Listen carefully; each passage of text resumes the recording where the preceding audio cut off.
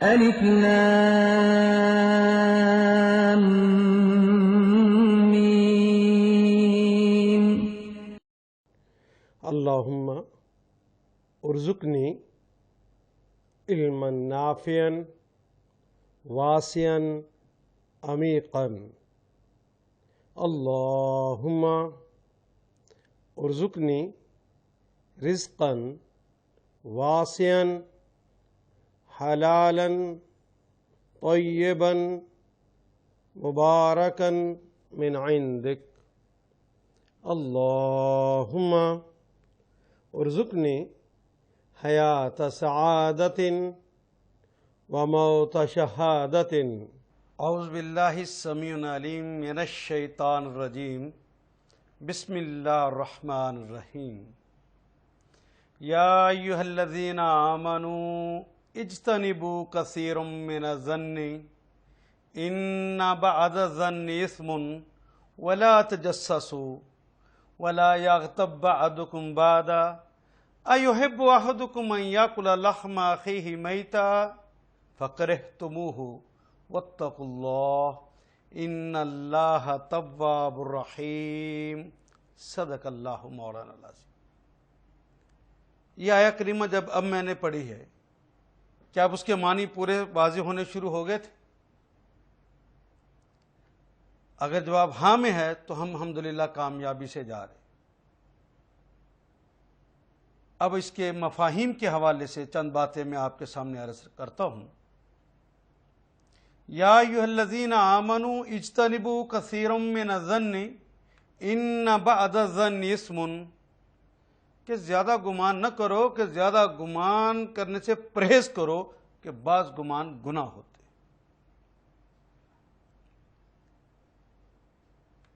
آپ مسجد میں نماز پڑھنے گئے ہیں،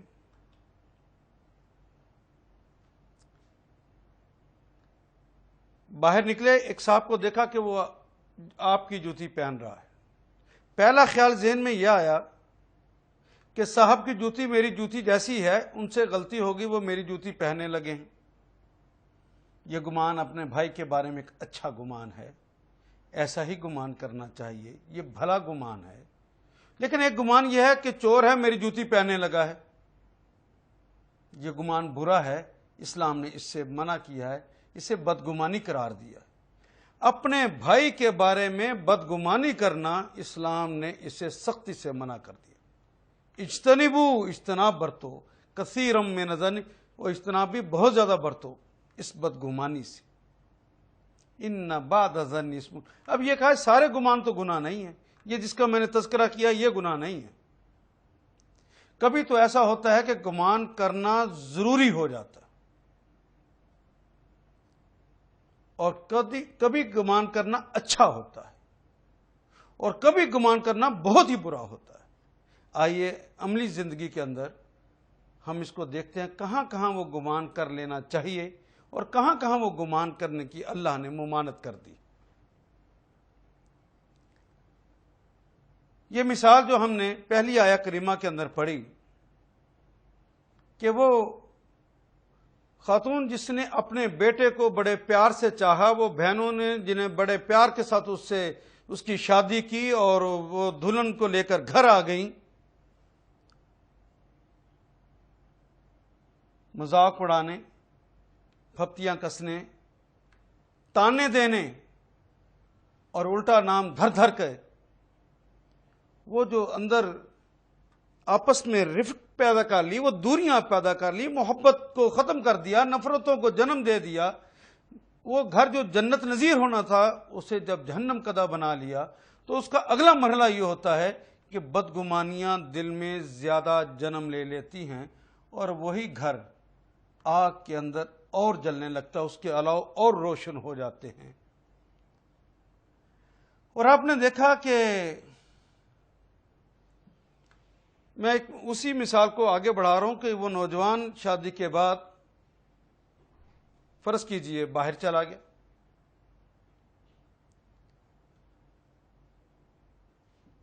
اب یہ بیچاری اپنے تنہائیوں کے ڈسی چاہتی ہے کہ خامند کو کوئی خط وط لکھ دے، کوئی گفتگو کر لے اس سے، ہم بدگمان ہو جاتے ہیں کہیں یہ خط ایسا نہ ہو کہ ہمارے درمیان ہمارے بیٹے کو ہم سے چھیننے کا سبب بن جائے۔ بدگمانی آئی تو چاہتے ہیں کہ اس کو پڑھا جائے، اس میں کیا لکھا ہے۔ یہ دلہن اپنی ماں باپ کو جن کے ساتھ زندگی کے 18-19 بہاریں گزار کے آئی ہے، ان میں سے کوئی ملنے کے لیے آ گیا تو تنہائی میں وہ باتیں کرنا چاہتے ہیں، کوئی گفتگو کرنا چاہتے ہیں۔ آپ دروازے کے پیچھے کھڑے ہو کر اس کی بات کو سن رہے ہیں۔ بدگمانی ہے کہ کہیں ہمارے خلاف باتیں تو نہیں ہو رہی۔ یہ لڑکا جس کی شادی ہوئی ہے، اس کا ایک چھوٹا بھائی ہے، چھوٹی بہن ہے۔ یہ چھوٹا بھائی چھوٹی بہن اس کو کبھی کبھار یہ بڑا بھائی شادی سے پہلے ڈانٹ لیتا تھا، سمجھا لیتا تھا معاملات کو کہ یوں نہیں کرنا، یوں کرنا ہے، کبھی سخت کبھی پیار سے سمجھاتا تھا۔ یہ اس کا پہلے بھی طریقہ تھا۔ شادی کے بعد اس نے اگر ڈانٹ دیا تو اماں کی زبان پہ فوراً یہ جملے آ جاتے ہیں، ہائے ہائے بہن بھائیوں میں ایسا پیار تھا، ایسا پیار تھا، جب سے یہ کٹنی گھر میں آئی ہے میرے بچوں کا تو دشمن ہو گیا، میرے بچوں کے ہی خلاف ہو گیا ہے۔ اب بدگمانی نے جنم لیا تو یہ ساس صاحبہ اور دور ہو گئیں، محبتیں ہونے کی بجائے نفرتیں بڑھ گئیں، اور یہ بھی لڑکی اسی معاشرے کی ہے، اس کے دل میں بھی اپنی ساس صاحبہ کے متعلق جو کہ امی بن سکتی تھیں اس کے متعلق بے شمار بدگمانیاں پیدا ہو گئیں، اور وہ اچھا بھی کام کرنا چاہے تو یہ سمجھتے کہ شاید یہ مجھے کوئی ٹیس کرنے کی کوشش کر رہی ہے، یہ مجھے ٹریپ کرنے کی کوشش کر رہی ہے۔ بدگمانیاں جنم لیتی گئیں اور گھر کے اندر نفرتیں بڑھتی گئیں۔ اسلام نے اس سے منع کیا کہ اپنے گھر کو بچانا ہے تو بدگمانی نہیں، اپنے بھائی کے بارے میں، اس بیوی کے بارے میں، اس ساس صاحبہ کے بارے میں اچھا گمان کرنا۔ برا گمان کرو گے تو تمہارا ہی گھر جل کر خاکستر ہو جائے گا، تمہیں ہی نقصان اٹھانا پڑے گا، کسی اور کو نقصان نہیں ہو رہا۔ وہ ہاں امت محمد صلی اللہ علیہ وسلم تباہ ہو رہی، کل کو پوچھا جائے گا اس کے بارے میں۔ اور جب یہ بیماری زیادہ ہو جاتی ہے تو اس سے ایک اگلا سٹیپ شروع ہو جاتا ہے جس کو کہا گیا ہے وَلَا تَجَسَّسُوا، اور تجسس نہ کرنا، جاسوسیاں نہ کرنا، عیبوں کی ٹو میں نہ رہنا۔ وہ جو میں نے کہا کہ خط لکھا تھا، تو کیا یہ سچ نہیں ہے کہ میرے اور آپ کے گھر میں ایسا نہیں ہوتا کہ وہ اس نے اپنے چھوٹے دیور کو کہا کہ بیٹا یہ خط جا کے پوسٹ کر آنا، تو ہم اس بچے کو کہیں بیٹا یہ چھپا کے گھر لے آؤ، ذرا پڑھے تو صحیح اس کے اندر کیا لکھا ہے۔ ایپ کی ٹو میں رہ گئے، پتا چلے کرتی کیا ہے۔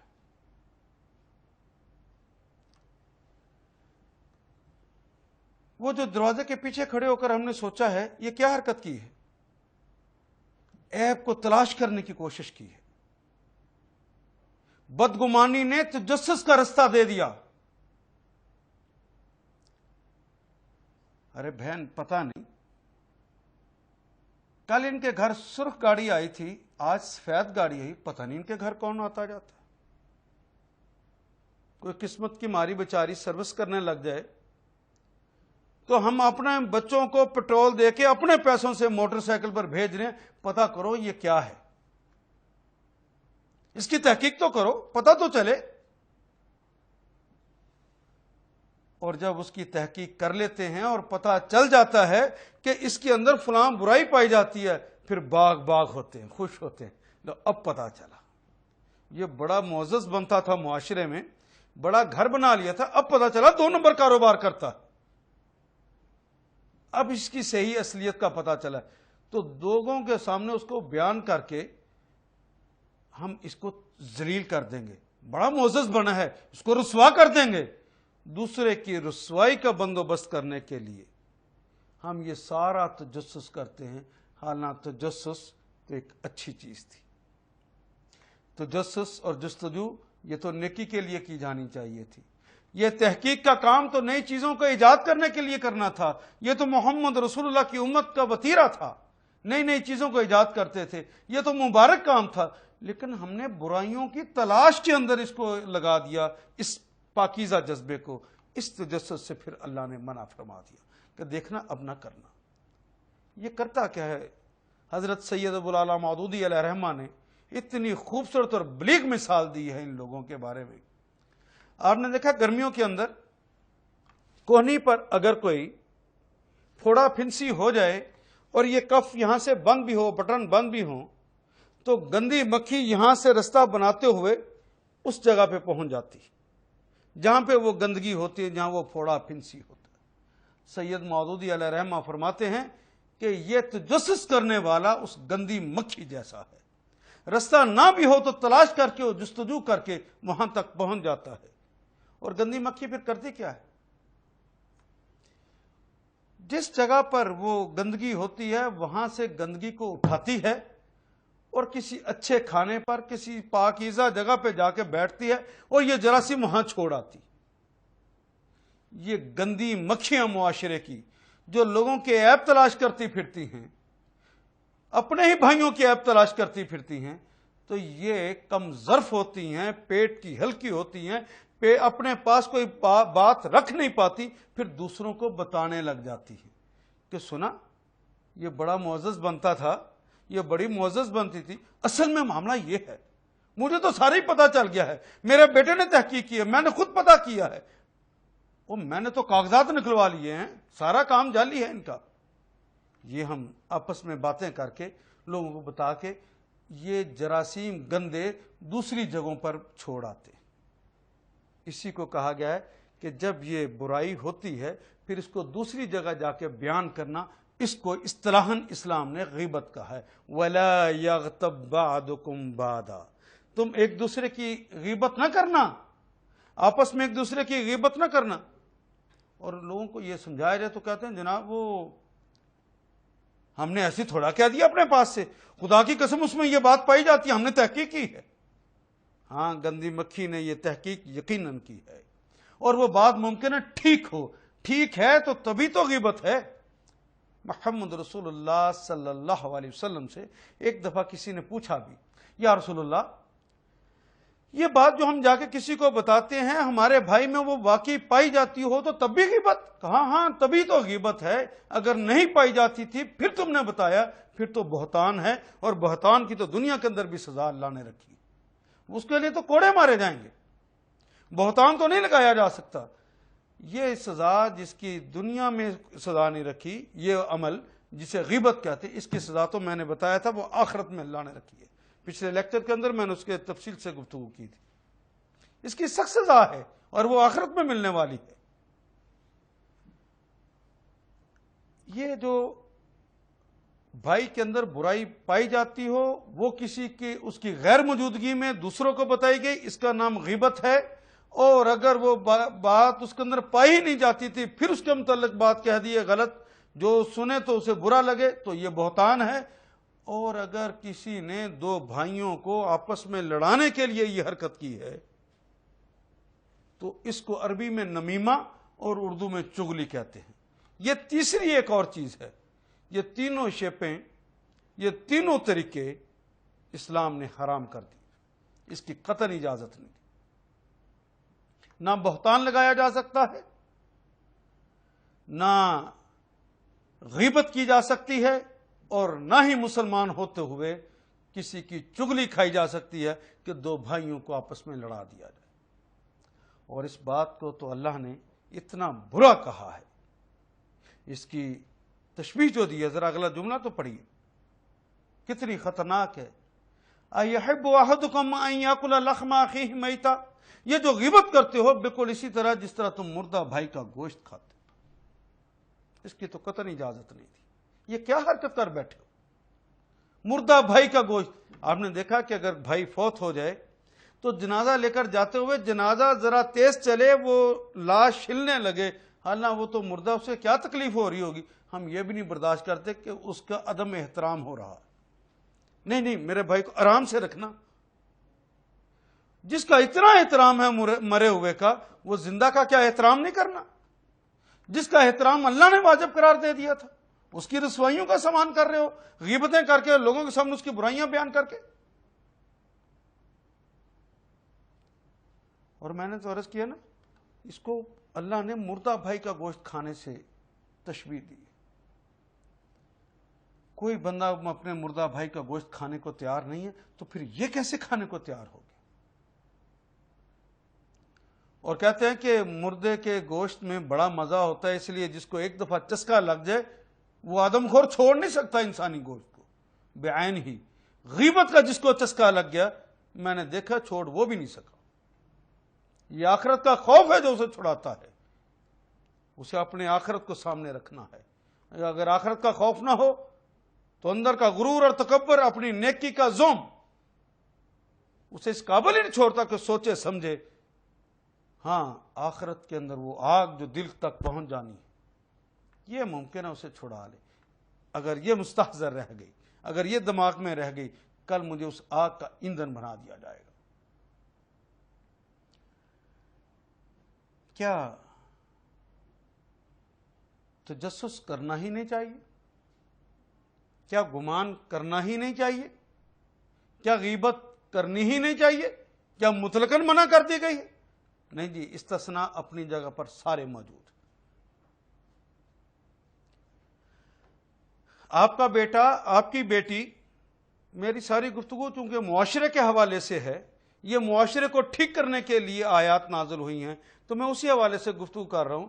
آپ کا بیٹا، آپ کی بیٹی ٹین ایجر ہے، جوان ہے، دماغ میں رکھنا ہے کہ اس وقت خرابیاں آنے کے امکانات ہوتے، شیطان کا حملہ ہو سکتا ہے، یہ اس زمانے میں بڑی قوت سے روک بھی سکتا ہے اس حملے کو، اور یہ بچہ اس کے اندر بڑی قوت کے ساتھ گر بھی سکتا ہے۔ آپ کمرے میں داخل ہوئے، آپ نے دیکھا کہ بچہ جو کتاب پڑھ رہا تھا اس نے کتاب کو پیچھے کر لیا، دوسری کتاب اوپر رکھی ہے۔ آپ نے دیکھا ماشاءاللہ بچہ کیمسٹری پڑھ رہا ہے، ماشاءاللہ فزکس پڑھ رہا ہے، بڑا اچھا بچہ ہے۔ لیکن جو ہی آپ نے دیکھا کتاب کی حرکت ہوئی ہے، فوراً اس کتاب کو اٹھا کر نیچے دیکھیے، وہ نیچے کیا ہے؟ اگر کوئی ناول ہے تو یہ بدگمانی آپ نے جو کی ہے، اس کا انشاءاللہ اجر ملے گا۔ آپ کا بچہ جو محمد مصطفیٰ صلی اللہ علیہ وسلم کا امتی ہے، جو برباد ہونے لگا تھا، آپ نے اس کو بچا لیا۔ یہ ضرور کیجئے، اس وقت موقع کی ضرورت ہے۔ اپنے بچوں کی حفاظت کرنے کے لیے اس طرح کا گمان کر لینا اگر نہیں کریں گے، آپ نے دیکھا کہ میرا بچہ کافی دیر سے ٹیلی فون پہ گفتگو کر رہا ہے، کسی کی باتیں سننا گناہ ہے، دوسرے کمرے سے آپ اٹھا کے سن نہیں سکتے۔ ابھی میں نے اس کے اوپر گفتگو کی ہے کہ وہ تو ٹھیک نہیں تھا، وہ تو جائز نہیں، وہ بدگمانی تھی، آپ نے اپنی بہو کے بارے میں، اپنی ساس کے بارے میں جو کی تھی وہ تو بدگمانی تھی، وہ نہیں میں عرض کر رہا۔ لیکن یہ بیٹا، یہ بیٹی جس کو بچانا ہے، یہ جو لمبی گفتگو کر رہے ہیں، دوسرے کمرے سے ٹیلی فون اٹھا کے دیکھ لیے کہیں غلط ٹیلی فون کا استعمال تو نہیں ہو رہا۔ آپ کا بیٹا اور بیٹی رات کو کمپیوٹر پر بیٹھے ہیں، چیٹنگ کر رہے ہیں، ذرا دیکھیے تو صحیح چیٹنگ کیا ہو رہی ہے۔ بدگمانی نہیں، اپنے بچے کو بچانے کے لیے یہ وہ گمان ہے جو لازمن کرنا پڑے گا، نہیں تو گھر برباد ہو رہے ہیں۔ میں روز ایک استاد ہوں، میں روز دیکھتا ہوں کہ کس طرح گھروں کے گھر اجڑ رہے۔ ایک بچی کے مجھے پیغام آیا کہ میں نے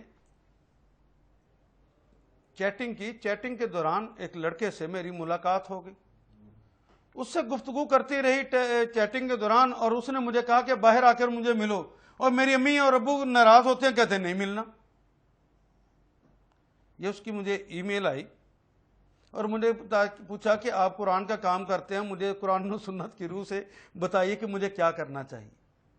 یہ ساری باتیں اس کی بتاتی ہیں کہ وہ ماحول گھر کا اچھا ہے، وہ قرآن و سنت سے رہنمائی لینا چاہتی ہے، اس کی امی اور ابو جو ملنے کے لیے نہیں اجازت دے رہے، اس کا مطلب ہے گھر کا ماحول اچھا ہے۔ لیکن وہ جب چیٹنگ کر رہی تھی اس وقت نگرانی نہ کرنا، کہ میں نے اس کے اوپر اعتماد کر رکھا ہے. نہیں جی، یہ اعتماد کے غلط معنی. میں بدگمان نہیں ہوں اپنے بچے کے بارے میں، بڑی کانفیڈنٹ ہوں. اس کانفیڈنٹ کے لفظ نے بیڑا کر کے رکھ دیا. عمر کا تقاضا دیکھو، غلطی کر سکتا ہے. چیٹنگ کے دوران معاشرے کے اندر برائیاں پھیل رہی ہیں تو اس کے اوپر ذرا غور تو کرو. یہ لازمی کرنا چاہیے. بعض دفعہ گمان، مثال کے طور پہ عدالت ہے، وہ تو مجبور ہے بیچاری، گمان ہی کرے گی، کیونکہ علم حقیقی تو اس کے پاس نہیں ہے. اپنی آنکھوں سے تو اس نے کوئی واقعہ نہیں دیکھا. اس نے تو گواہوں کی بنیاد پر ہی فیصلہ کرنا ہے. گواہ جو کچھ لے کر آئیں گے وہ سارے کا سارا گمان تو ہے. اسی گمان کے مطابق تو فیصلہ کرنا، یہاں اس کی مجبوری ہو گئی. اور خوش گمانی جسے کہتے ہیں، ایسا شخص جس کے بارے میں بڑا واضح ہو چکا ہو کہ اس کے حالات بتاتے ہیں، اس کے واقعات بتاتے ہیں، اس کا رویہ بتاتا ہے، اس کی زندگی گزارنے کا طریقہ کرینہ بتاتا ہے، اس کی صبح و شام بتاتی ہے کہ کسی غلط کام میں یہ ملوث ہے، تو خواہ اس کے بارے میں خوش گمان رہنا نہیں، اس کی بھی اسلام اجازت نہیں دیتا. میں آپ کو ایک بات بتاتا ہوں، مسلمان مومن جو ہے وہ بھولا تو ہو سکتا ہے، بدھو نہیں ہوتا. غور فکر اور تدبر کرتا ہے. مومن کی تو نشانی یہ ہے کہ ایک سوراخ سے دوبارہ نہیں ڈسا جاتا. اور یہ بھولے لوگ جو ہوتے ہیں، جب بدھو بننے کی کوشش کرتے ہیں دین کے نام پہ، کہ ہم بدگمانی نہیں کریں گے، اس سے کتنے بڑے نقصان ہوئے. سید احمد شہید علیہ رحمہ کی تحریک کا میں نے ورک پڑھا ہے. وہاں پہ ان کی ناکامی کی مجھے کوئی وجہ نظر نہیں آئی سوائے دو وجوہات کے.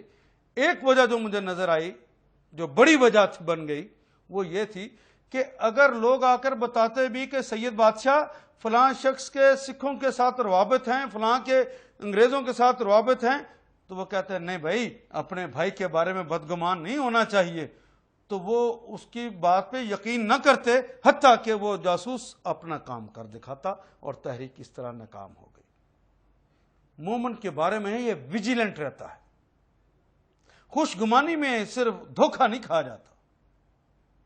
چلو ایک دفعہ ہو گیا، دوسری دفعہ جو دھوکہ کھا جائے کسی شخص سے، اللہ کہتا ہے اپنے ایمان کے بارے میں سوچ. مومن ایک سوراخ سے دوبارہ نہیں ڈسا جا سکتا.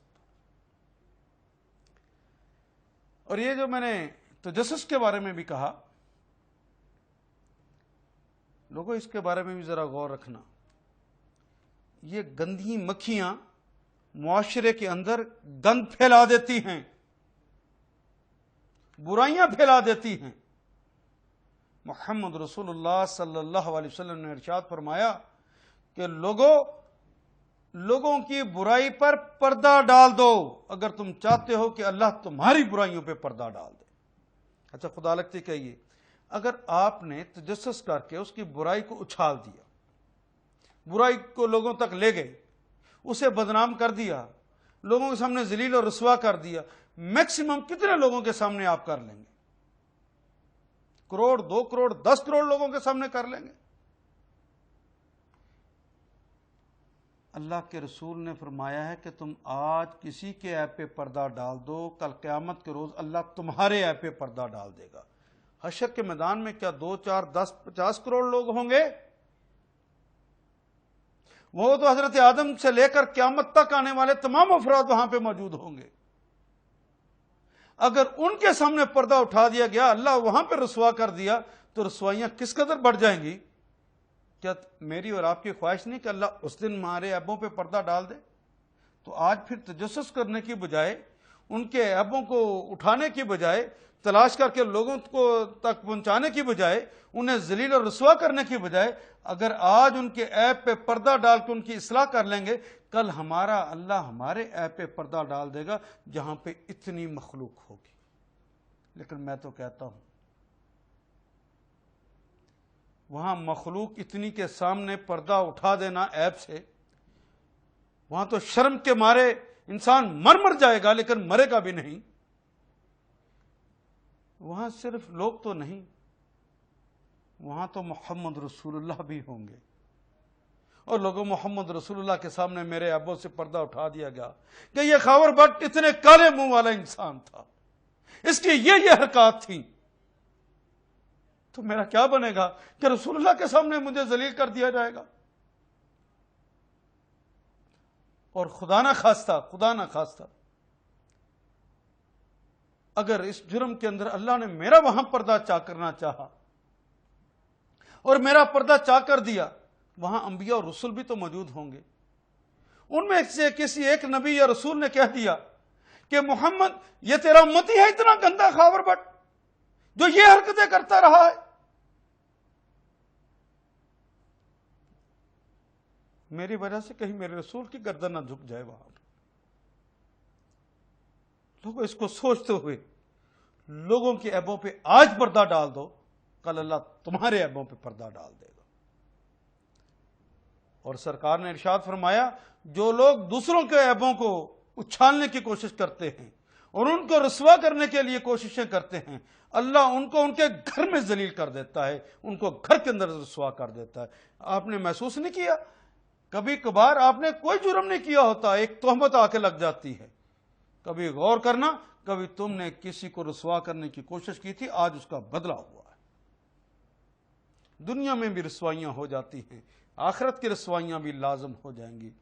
لوگوں کے عیبوں پہ پردہ ڈال دو. اس کا اتنا اجر ملنے والا ہے، تمہیں اتنا اجر ملنے والا ہے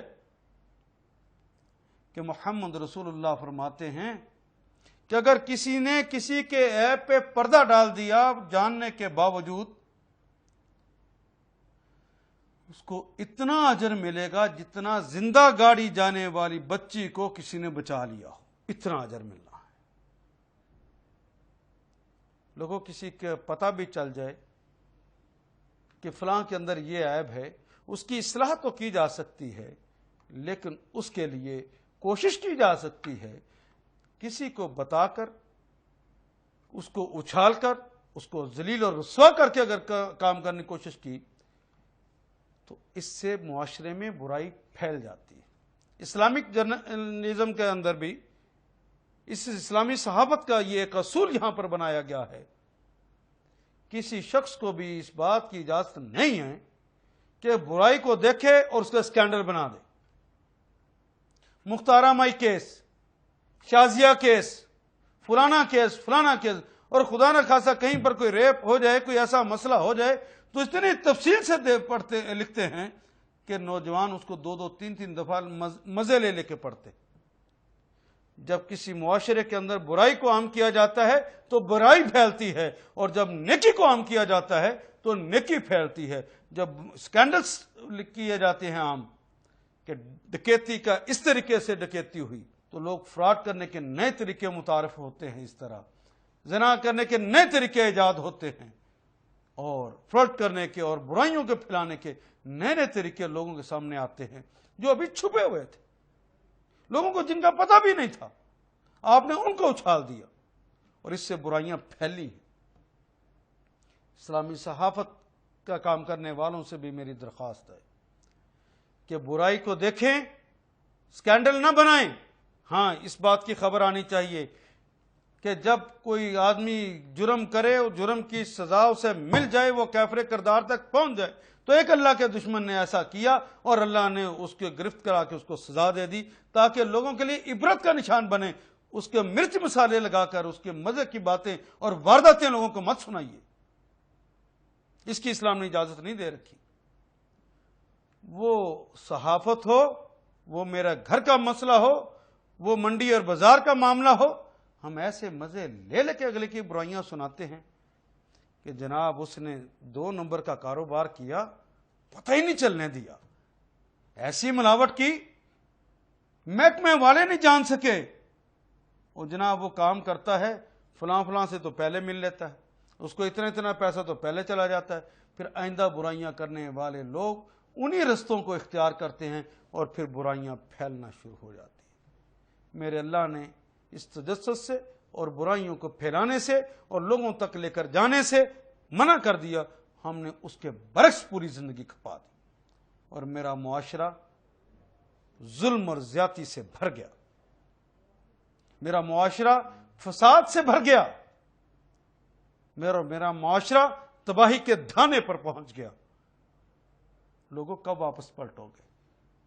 قرآن کی آیات تو تمہیں کمر سے پکڑ پکڑ کر کھینچ رہی ہیں، لیکن کب سمجھو گے؟ اپنے گھروں کو لگی آگ کو بھی نہیں بجھانا چاہتے. تمہارے ارد گرد ساری آگ لگی ہوئی ہے، کوئی خیال نہیں ہے تمہیں. یہ وہ برائیاں ہیں جنہوں نے انسان کو اندر سے آگ لگا رکھی، اور پھر جا کے وہ کمظرف انسان، پیٹ کا ہلکا انسان اپنے پاس وہ راز رکھ نہیں سکتا، دوسروں تک بتانے کے لیے چل پڑتا ہے. یہ جس کو میں نے غیبت کہا ہے. یہ غیبت بھی جس طرح میں نے کہا یہ تو مطلقاً منع کر دی گئی ہے. تو کیا ہر جگہ پہ غیبت منع ہے؟ نہیں، ہر جگہ نہیں. کسی جگہ پر کوئی شخص آ کے کہتا ہے کہ میں فلاں شخص کے ساتھ مل کر کاروبار کرنا چاہتا ہوں، فلاں جگہ پر اپنی بیٹی یا بیٹے کا رشتہ کرنا چاہتا ہوں، آپ کا کیا خیال ہے کہ وہ لوگ کیسے ہیں؟ اگر ان کے اندر برائیاں پائی جاتی ہوں، ان کے اندر کوئی دھوکہ دہی کا معاملہ موجود ہو، تو کھول کھول کے اس پوچھنے والے کو بتا دیجئے کہ بھیا تم کاروبار کرنا چاہتے ہو، تم وہاں پہ رشتہ کرنا چاہتے ہو، لیکن میرے علم کی حد تک اس کے اندر یہ اور یہ اور یہ اور یہ برائی. اور اگر آپ نے بھولا بن کے، بدھو بن کے کہا کہ نہیں جناب ہمیں تو غیبت سے منع کیا ہے، یہ برائی ہے، اگر وہ خود سنے گا تو اسے بری لگے گی تو لہذا یہ غیبت ہو گئی، اور آپ نے اس کی برائیاں اس شخص کو نہ بتائیں، کل اگر اس نے کاروبار کر لیا اور اس میں اس کے ساتھ دھوکہ ہو گیا، کل اس نے اس کے ساتھ رشتہ کر لیا اور یہ ناکام ٹھہر گیا معاملہ، تو اس برائی کے اندر آپ بھی برابر کے شریک ہوں گے. اس لیے رسول اللہ نے کہا کہ اس موقع پہ تو کھول کھول کے بتا دو، ایک ایک اس کی بات بتا دو، کہیں ایسا نہ ہو کہ تمہارا بھائی اپنے بھول پنے میں اس سے دھوکہ کھا جائے. نہ، اپنے بھائی کی خیر کرو. ہاں، غیبت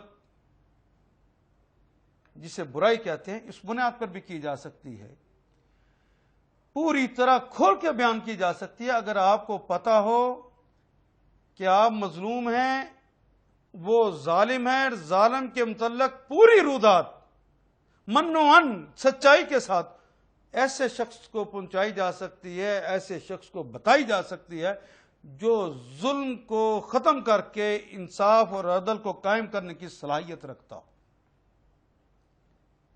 زیادتی کرنے والوں کے خلاف وہ محکمے، وہ شخصیتیں جو عدل کو قائم کر سکتی ہوں، صرف ان تک بات پہنچائی جا سکتی ہے. اور اگر اس بات کا ڈر ہو کہ ان تک بات پہنچائی تو رسوائیاں کچھ اور بڑھ جائیں گی، عدل تو نہیں ملے گا، زیادتی شاید کچھ اور ہو جائے، تو ان جگہوں پر بھی بات کو نہیں لے کے جایا جا سکتا. ہاں، آپ کا دوست ہے، آپ کا بھائی ہے، آپ کا جاننے والا ہے، اس کے اندر کچھ غلط باتیں آ گئی ہیں، کچھ برائیاں آ گئی ہیں، اس کا تذکرہ کسی کے سامنے کریں گے تو وہ برا منائے گا. یہ ہے تو غیبت ہی، لیکن آپ تو اس کی اصلاح چاہتے ہیں. اصلاح کے لیے لازم ہے، اب آپ اصلاح کے لیے اس کے کسی ایسے دوست کو، اس کی امی اور اس کے ابو کو جو اس کے لیے مخلص بھی ہیں، اس کا چاہنے والے کو، اس کے اساتذہ کو جن کے بارے میں آپ کو یہ یقین ہے کہ یہ اس کی اصلاح کر لیں گے اور اس کے لیے مخلص ہیں، پوائنٹس لے کر اس کو ذلیل کرنے کی کوشش نہیں کرنے والے، بلکہ اصلاح کریں گے یہ، اور اصلاح پر وہ قادر بھی ہیں. اس کی دوستی ایسی ہے کہ اس کو وہ نہ نہیں کر سکتا، آپ نہیں سمجھا سکتے، وہ سمجھا سکتا ہے. تو ایسے موقع پہ چاہیے کہ آپ اس دوست، اس امی، اس ابو، اس استاد، ایسے شخص کو جو اس کی اصلاح پر قادر بھی ہو، اس کو وہ ساری بات منوعن بتا دیں کہ جناب میرے اس بھائی کے اندر یہ برائی آ گئی ہے، آپ اس کا علاج کر دیں.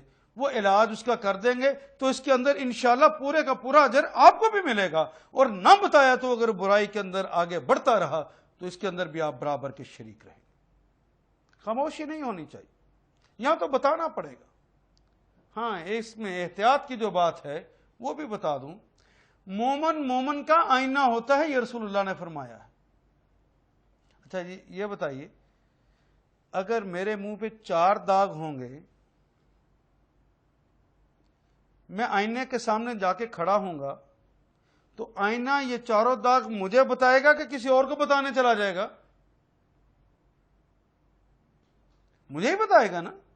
اس لیے اگر آپ کے بھائی کے اندر کچھ برائیاں آ گئی ہیں تو پہلے مرحلے پہ تو کوشش یہ کرنا ہے کہ اگر آپ اسے سمجھا سکتے ہیں اپنے اخلاص کے ساتھ اور اپنی حکمتوں کے ساتھ، اپنی دانائیوں کے ساتھ، اس بات کا احساس دلاتے ہوئے کہ میں آپ کو بدنام کرنے کے لیے، آپ کو ذلیل اور رسوا کرنے کے لیے نہیں، اپنی نیکی اور اپنی بڑائی اور اپنی اچھی باتوں کا مزہ لینے کے لیے نہیں، اپنے غرور اور تکبر کی ہوا لینے کے لیے نہیں، بلکہ مجھے درد ہے کہیں اس پہ اللہ آپ سے ناراض نہ ہو جائیں، اس برائی کا کہیں آپ کو نقصان نہ ہو جائے۔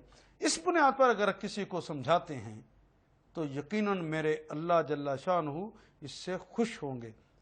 میں آپ کو اس لیے سمجھانے آ گیا ہوں، میں یہ 4 برائیاں وہ جو آئینے نے دیکھی ہیں، ایگزیکٹ 4 برائیاں اس کو بتا دیں۔ ہاں نہ ہی کر سکتا تو پھر کسی اور کو بتائے گا۔ پہلا مرحلہ وہ شخص خود ہے کہ بھیا میں نے تیرے اندر یہ برائی پائی ہے، اور آپ کو احساس ہوگا کہ میں تو نہیں سمجھا سکتا، پھر دوسرے کو جا کے بتانا ہے۔ تیسری بات اس کے اندر یہ احتیاط کی ہے، اگر 4 داغ ہیں تو کیا آئینہ 5 دکھاتا ہے یا 6، یا کبھی 3 اور 2 بھی دکھا دیتا ہے؟ 4 ہیں تو 4 ہی دکھائے گا۔ کبھی ہم حکمت کی بنیاد پر کسی کو برائی کو بڑھا چڑھا کر بیان کر دیتے ہیں، اور کبھی حکمت ہی کی بنیاد پر ہی اپنے طور پر خود ہی سوچ رکھی ہیں، ان حکمتوں کی بنیاد پر کیا کرتے ہیں کہ بس بچہ پیاز ہی کھاتا ہے، اور وہ پیاز کون سا کھاتا ہے روز، وہ بس جس دن کباب شباب لے آتا ہے ساتھ اس دن پیاز کھاتا ہے، وہ بھی کون سا روز کر لیتا ہے جس دن جوا جیت لیتا ہے، اور جوا بھی کب جیتتا ہے، اور بس جب پی پلا لے اس دن وہ کھیل کھلا لیتا ہے۔ یعنی باقی ساری باتیں پیچھے چھوڑ، ایک ایک اگر 4 داغ ہیں تو 4 ہی دکھانے، ایک نہیں دکھانا کہ صرف پیاز ہی کھاتا ہے۔ وہ پیاز کے پچھلی کہانی کون بتائے گا؟ علاج کیسے کوئی کرے گا؟ نہیں، ایسے اپنے طور پہ حکیم نہیں بننا۔ حکمت کا ایک جملہ ہے، اسے پلے باندھ لیجئے، قولوا قولا سدیدا، سیدھی سچی اور کھری بات کہو، لاگ لپیٹ کے بغیر بات کہو۔ اگر اس طرح آپ نے بات کر دی تو انشاءاللہ اس کے فوائد ہوں گے۔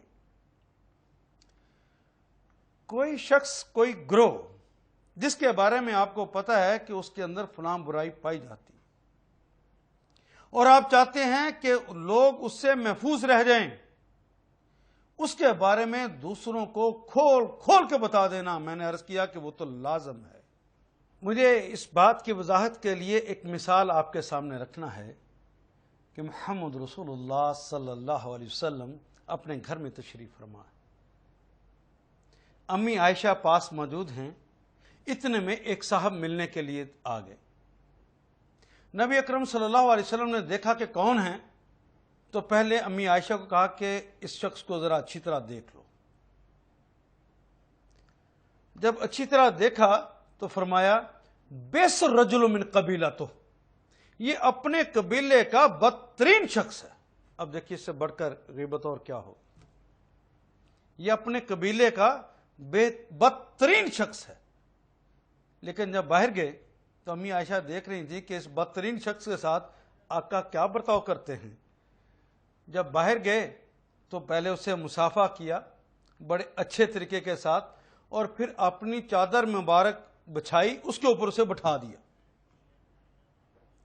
اور جب وہ ساری گفتگو مکمل کر کے جانے لگا تو اس کے گدھے تک، اس کی سواری تک خود چھوڑنے کے لیے گئے، اور جب تک وہ چلا نہیں گیا آپ اپنی جگہ پہ کھڑے رہے۔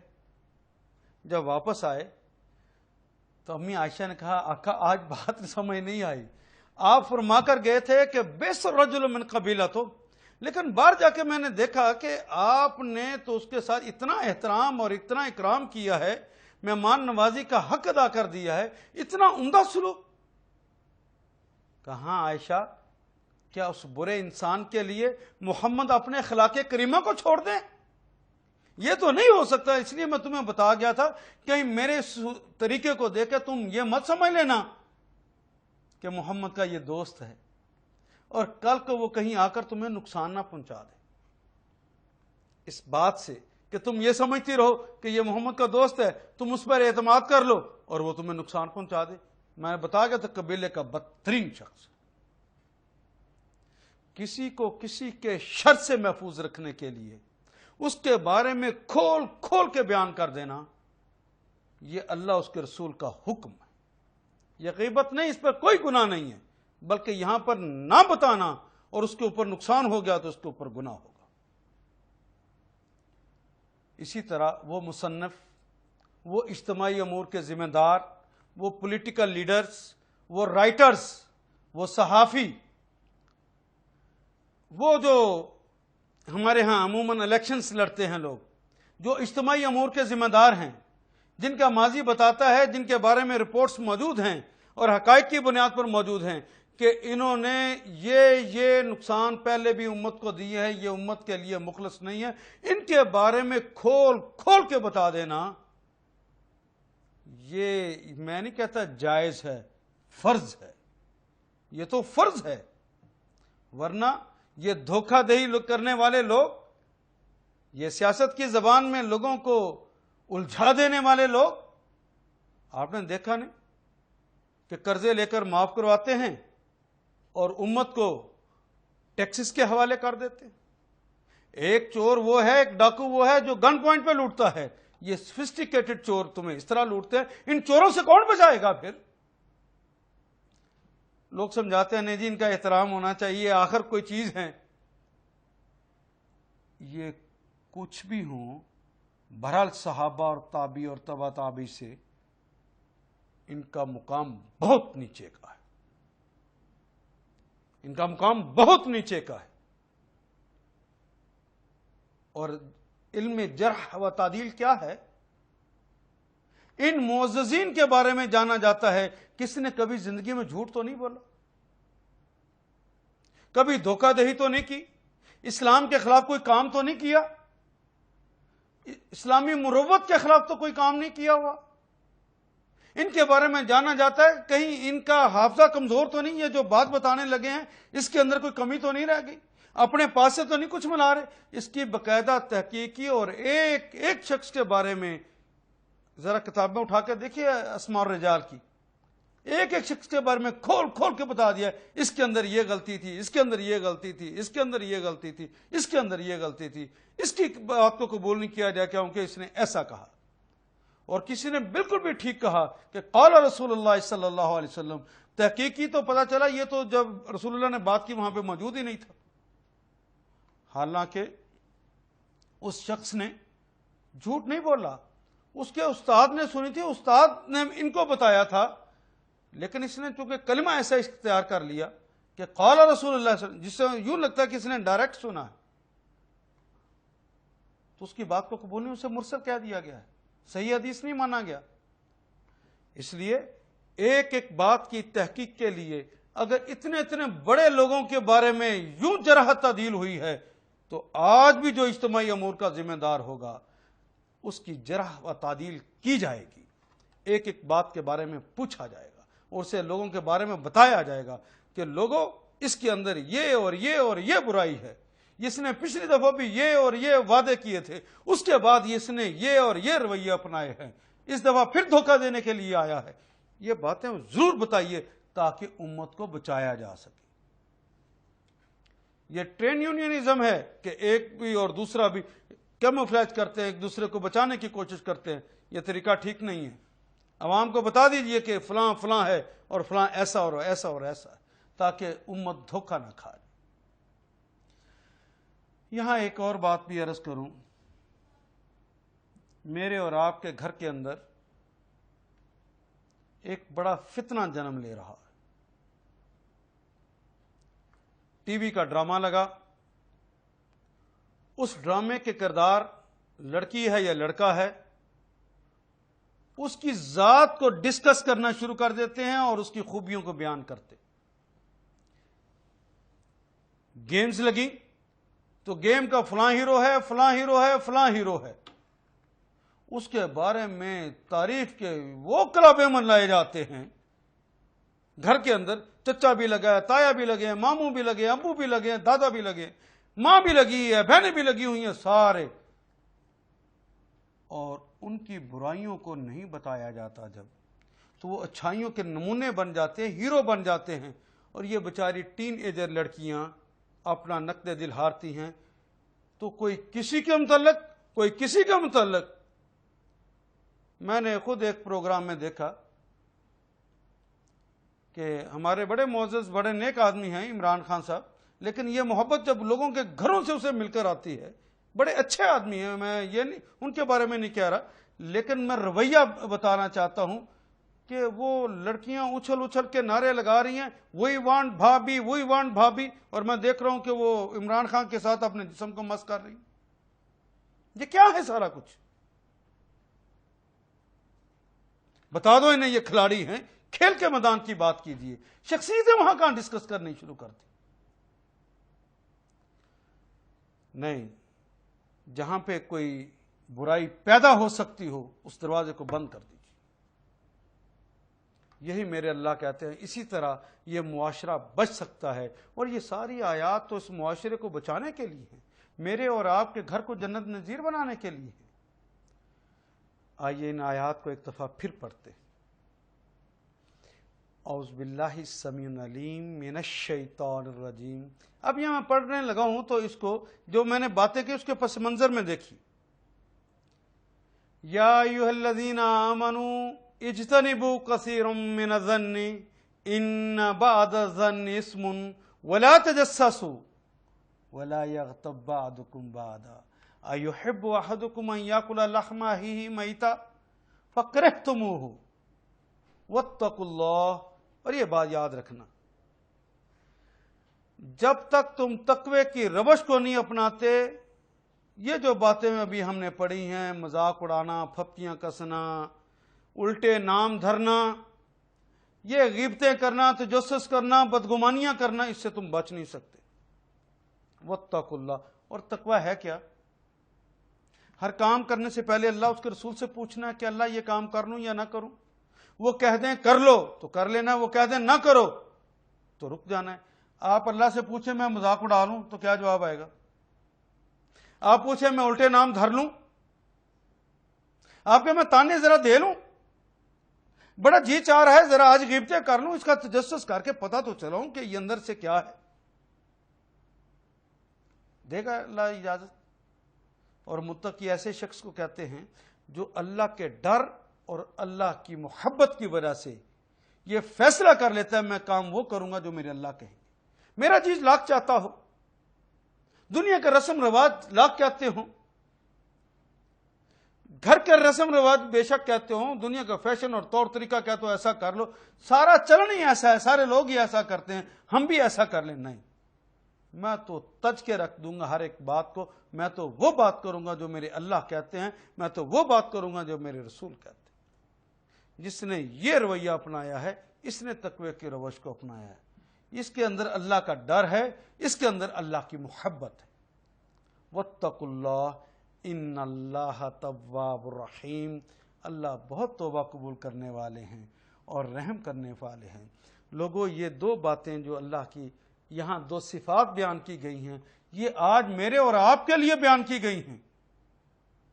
یہ باتیں جو میں نے کھول کر آپ کو بتائی ہیں، مذاق اڑانے سے لے کر غیبت تک کے سارے چیپٹر جو آپ کو سنائے ہیں، لوگوں تقوی کی روش کو اپناؤ گے تو سیدھا رستہ تمہیں مل جائے گا. اور سیدھے رستے پہ جانے کے لیے پہلے جو منزل ہے وہ توبہ ہے. اور توبہ نام اس بات کا ہے کہ اللہ کی اتھارٹی کو ماننا جائے، اس کے رسول کی اتھارٹی کو ماننا جائے کہ وہ مجھے کسی کام کرنے کا حکم دیں گے اور وہ کسی کام سے مجھے روک سکتے ہیں. اور پھر جب پتہ چل جائے اس کام سے انہوں نے روکا ہے یا یہ کام کرنے کا ہمیں حکم دیا ہے، جس کام کرنے کا حکم دیا وہ میں نے نہیں کیا اور جس کام سے روکا تھا وہ میں کر بیٹھا ہوں، اس پہ احساس شرمندگی ہو جائے. آدمی کہ اللہ آئندہ ایسا نہیں کروں گا، مجھے معاف فرما دیجئے، میں غلطی کر بیٹھا، میں تسلیم کرتا ہوں، یہ تسلیم کر کے غلطی کو پھر کہ آئندہ ایسا نہیں کروں گا، مجھے اس پہ شرمندگی ہے، یہ پلٹا ہے. اور پلٹنے کا حق یہ ہے کہ وہ اس طرح پلٹے کہ جس وقت اس نے واپس اللہ سے معافی مانگی ہے دوبارہ اس طرف پلٹ کر نہ آنے کا عزم صمیم بھی کرے، عہد کرے کہ دوبارہ یہ برا کام جس سے اللہ ناراض ہوتے ہیں وہ نہیں کروں گا، جس سے خوش ہوتے ہیں وہ ضرور کروں گا، اس کا عزم صمیم کرے. اور پھر وہ جتنی برائیاں کی ہیں اس کے بدلے میں کفارے کے طور پر نیک عمل بھی کرے. آگے آ رہی ہیں وہ آیات انشاءاللہ ہم پڑھیں گے. الا من تاب وآمن وعمل عملا صالحا، وہ پھر ایمان لائے اور نیک اور صالح عمل بھی کرے. یہ صالح عمل کرنا توبہ کا حصہ ہے. پھر جس نے اس طرح کی تو دیکھنا اللہ کو تم رحیم پاؤ گے، اور رحیم کا وزن فاعل ان کا ہے. وہ ازل سے ابد کا رحم کرنے والا ہے، وہ ہمیشہ ہمیشہ رحم کرنے والا. تم کتنے گناہ کر لو، جب مرضی کیے ہوں، اس کو اس کی کوئی پرواہ نہیں ہے، وہ تم پر رحم کر دے گا، کیونکہ رحم اس نے اپنی ذات کی وجہ سے کرنا ہے، تمہاری وجہ سے نہیں. تم ایک دفعہ معافی مانگو تو صحیح، تو اللہ تمہاری غلطیوں کو معاف فرما دیں گے. توبہ کر کے دیکھو. ان اللہ تواب الرحیم. حضرات میں پھر خاموش ہوتا ہوں. اس رحیم اور رحمان کو پکاریے اور اسے کہیے کہ یہ معاملات تھے، ہم سے غلطیاں ہوتی رہیں، مذاق اڑاتے رہے، تانے دیتے رہے، الٹے نام دھرتے رہے لوگوں کے.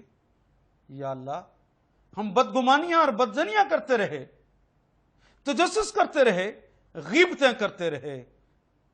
یا اللہ ہم سے غلطیاں ہو گئیں، شرمندہ ہیں، معافی چاہتے ہیں، آئندہ ایسا نہیں کریں گے، آئندہ اس کے بدلے میں نیک اعمال کریں گے.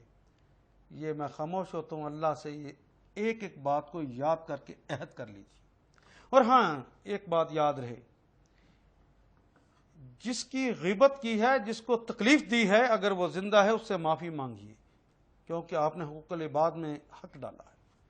جس کا مذاق اڑایا ہے اس سے بھی جا کے معافی مانگیے. جس کے غیبتیں کی ہیں اس حوالے سے ایک احتیاط کی ضرورت ہے. بڑا نازک سا کام ہے. اصل میں تو بچانا ہے اگلے کے دل کو تکلیف دینے سے. جس کو پتا چل جائے کہ اس نے میرے بارے میں یہ جملے کہے، اس کے دل کو تکلیف ہوگی نا. اسی سے تو بچانا ہے. اگر آپ کو پتا ہے کہ میں نے جو فلان جگہ پہ غیبت کی تھی اس بندے کو پتا چل گیا ہے، تو جا کے معافی مانگیے تاکہ وہ جو تکلیف ہوئی ہے اس کا ازالہ ہو جائے. اور فرض کیجئے، اور یہ بھی یاد ذہن میں رکھ کر جانا ہے کہ محمد رسول اللہ نے فرمایا ہے کہ اگر تمہارے بھائی کی کسی جگہ پر غیبت کی جا رہی ہو اور وہاں پہ اپنے بھائی کا اگر دفاع کرو گے تو قیامت کے روز اللہ تمہارا دفاع کر دیں گے. اور دنیا کے اندر جس جگہ تمہیں دفاع کی ضرورت ہوگی، میرے اللہ تمہارا وہاں دفاع کر رہے ہیں. تو آپ کے دفاع کرنے والا اللہ ہو جائے گا. اپنے بھائی کی کوئی آ کر بتانے لگے تو اس کو بھلے طریقے سے سمجھا دیجیے. لیکن یہاں پر پھر ایک بے احتیاطی ہو جاتی ہے. ایک تو دوست ہے، وہ کسی کی غیبت کرنے لگے تو آپ نے سے کہا بھیا غیبت نہ کریں، اللہ ناراض ہوتے ہیں. تو دوست کو تو یوں سمجھایا جا سکتا ہے، وہ سمجھ جائے گا. اماں اپنی بہو کی غیبت کرنے لگے، بزرگ کوئی دوسرے کی غیبت کرنے لگے، اس کو اگر یوں سمجھائیں گے تو یہ تو افت سے اگلی باتیں ہیں، یہ تو ڈانٹنا ہے. ان کے عزت اور وقار کا خیال رکھیے، پورے احترام اور پروٹوکول کے ساتھ ان کو بچانے کی کوشش کرنا ہے. کہیں امی اور ابو غیبت کر کے، بزرگ غیبت کر کے اللہ کے مجرم نہ ٹھہر جائیں. ان کو اس جذبے کے ساتھ بچانے کی کوشش کرنا ہے. میں مثال دیتا ہوں. ایک امی، اس کو اس کی بیٹی، شادی شدہ بیٹی ملنے کے لیے آئی، تو وہ عموماً عورتیں کیا کرتی ہیں، دکھ ہیں ذرا ایک دوسرے کو سنانے سے ہلکا ہو جاتا ہے آدمی. تو بیٹی اسے اماں کو سمجھاتی، اماں لگتا ہے کہ تجھے ہماری بھاوج سے بڑا پیار ہو گیا ہے. لعنت بھیج، میں کیوں اسے پیار کرنے لگی؟ اس نے تو میری زندگی چیرن کر رکھی ہے، میں کیوں اسے پیار کروں؟ نہیں اماں، لگتا ہے تو بڑا پیار کرتی ہے اسے، کیونکہ وہ رسول اللہ نے کہا ہے نا کہ جو دنیا میں کسی کی غیبت کرے گا قیامت کے روز اپنی نیکیوں سے دے دے گا۔ اما اس نفسا نفسی کے عالم میں جب کہیں کسی نے کسی کا ساتھ نہیں دینا تو سب سے قیمتی متاع اپنی نیکیوں سے دے گی۔ جس کو کوئی اپنی نیکیاں دے دے گا اس زمانے میں، اس سے زیادہ کون پیارا ہوگا؟ لگتا ہے اماں تجھے بڑا پیار ہو گیا۔ تو ماں کو بات سمجھ آ گئی۔ یہ طریقہ ہے بڑوں کو سمجھانے کا، منہ توڑ کے نہیں کہہ دینا۔ اس طرح اگر آپ نے سمجھایا تو مجھے یقین ہے کہ انشاءاللہ انشاءاللہ انشاءاللہ میرے اور آپ کے گھر جنت نظیر بن جائیں گے، اور غیبت کی برائیوں سے اور اس کی تکلیفوں سے ہم بچ جائیں گے۔ اللہ میرا اور آپ کا حامی و ناصر ہو۔